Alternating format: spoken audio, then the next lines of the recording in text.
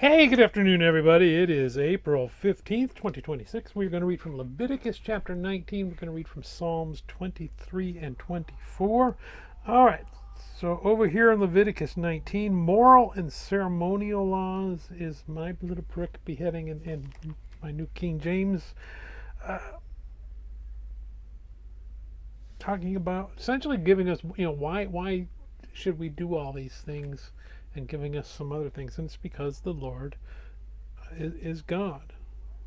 God is holy. God is sovereign of everything He's created. And if He says, this is how I would like you to worship me, that's how we worship Him. This is how I want you to live as my holy people, that's how we're supposed to live as His holy people. Now, 21st century Christians, this doesn't necessarily apply to us directly, but God first. That's essentially the theme here, and it's the theme that we should live by. We put God ahead of everything. When we come and read our Bible, we're thinking about God. He's the first thought in our lives. First thought when we have to make a choice. Is that what really God wanted for me? That's kind of the message we want to get out of Leviticus 19. So let's go ahead and read it. And the Lord spoke to Moses, saying, Speak to all the congregation of the children of Israel, and say to them, You shall be holy, for I, the Lord your God, am holy. Every one of you shall revere his mother and his father. Keep my Sabbaths. I am the Lord your God. Do not turn to idols, nor make for yourselves molded gods. I am the Lord your God. And if you offer a sacrifice of a peace offering to the Lord, you shall offer it of your own free will. It shall be eaten the same day you offer it, and on the next day.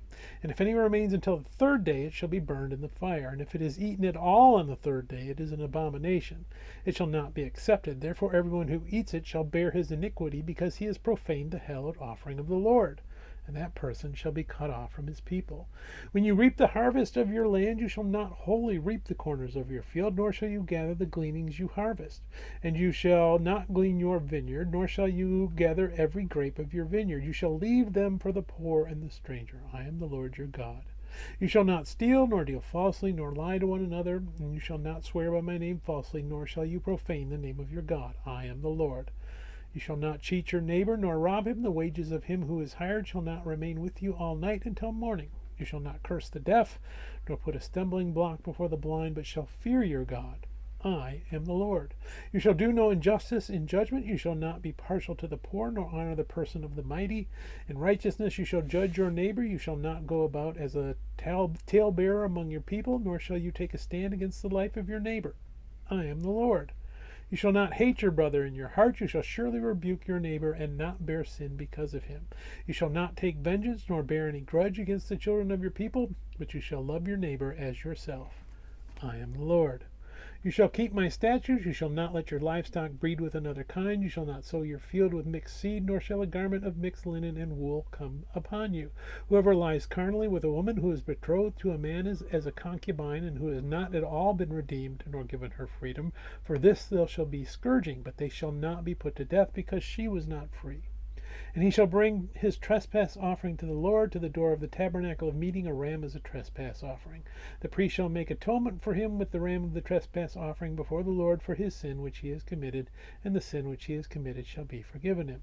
When you come into the land and have planted all kinds of trees for food, then you shall count their fruit as uncircumcised. 3 years it shall be uncircumcised to you. It shall not be eaten. But in the 4th year all its fruit shall be holy, a praise to the Lord. And in the 5th year you may eat its fruit, that it may yield to you its increase. I am the Lord your God. You shall not eat anything with the blood, nor shall you practice divination or soothsaying. You shall not shave around the sides of your head, nor shall you disfigure the edges of your beard. You shall not make any cuttings in your flesh for the dead, nor tattoo any marks on you. I am the Lord. And again, he's setting his people apart from the Egyptians, where all of that was practiced, and setting them apart from the people who live in the land of Canaan who do these things. God's people are going to be different. He wants them to be an image of him, and if God is holy, the people need to aspire to holiness, even if they don't quite get there. Verse 29, do not prostitute your daughter to cause her to be a harlot, lest the land fall into harlotry and the land become full of wickedness. You shall keep my Sabbath and reverence my sanctuary. I am the Lord. Give no regard to mediums and familiar spirits. Do not seek after them to be defiled by them. I am the Lord your God. You shall rise before the gray-headed and honor the presence of an old man and fear your God. I am the Lord. And if a stranger dwells with you in your land, you shall not mistreat him. The stranger who dwells among you shall be to you as one born among you, and you shall love him as yourself, for you were strangers in the land of Egypt. I am the Lord your God. You shall do no injustice in judgment, in measurement of length, weight, or volume. You shall have honest scales, honest weights, and an honest ephah, and an honest hin. I am the Lord your God, who brought you out of the land of Egypt. Therefore you shall observe all my statutes and all my judgments, and perform them. I am the Lord. Let's go ahead and go over to Psalm 23, and then we'll read Psalm 24 afterward. Psalm 23, the Lord, the shepherd of his people, a psalm of David. So this is a prayer for deliverance. Let's go ahead and read it. The Lord is my shepherd, I shall not want. He makes me to lie down in green pastures. He leads me beside the still waters. He restores my soul. He leads me in the paths of righteousness for his name's sake.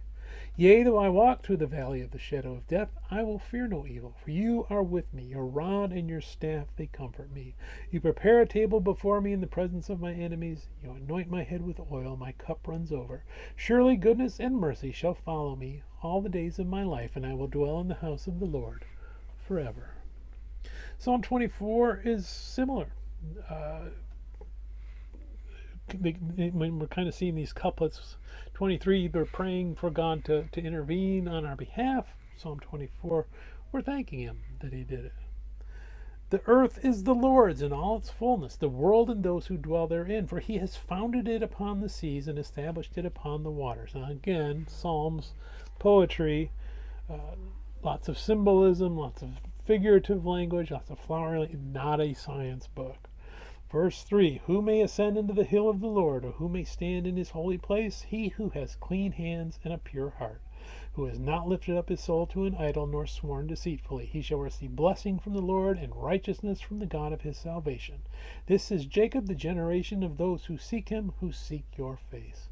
Lift up your heads, O you gates, and be lifted up, you everlasting doors, and the King of glory shall come in. Who is the King? Who is this King of glory? The Lord strong and mighty, the Lord mighty in battle. Lift up your heads, O you gates, lift up your everlasting doors, and the King of glory shall come in. Who is this King of glory? The Lord of hosts. He is the King of glory. May God bless the reading of his word. May God bless you. Bye.